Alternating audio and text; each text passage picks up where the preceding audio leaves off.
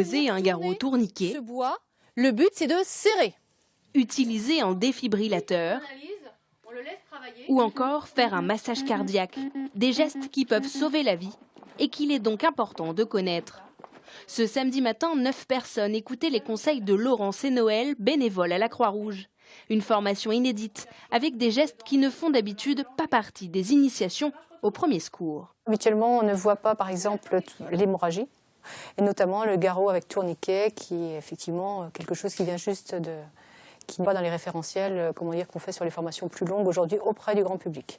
Les positions d'attente, en attendant aussi les gestes de secours, une personne qui a une plaie au thorax, à l'abdomen, on ne les voyait pas habituellement. Pendant les 4 week-ends de février, 67 séances comme celle-ci vont avoir lieu.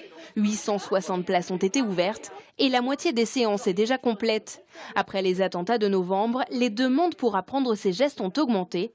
Face à cela, le ministère de l'Intérieur a déclenché cet ensemble de formations. Ça peut toujours apporter une valeur ajoutée pour un attentat de cette ampleur comme pour des accidents plus modestes, et y compris des accidents de tous les jours, d'avoir une personne qui est formée. On va appuyer de 100 à 120 maximum par minute. On y va.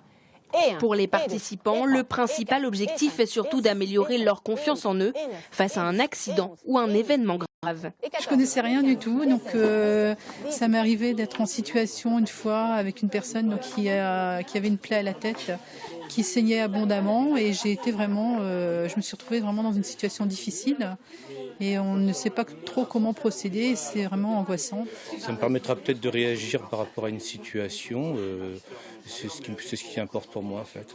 450 personnes seront initiées aux gestes qui sauvent pendant ces 4 week-ends par la Croix-Rouge du Finistère, soit autant que ce qu'elles forment en une année.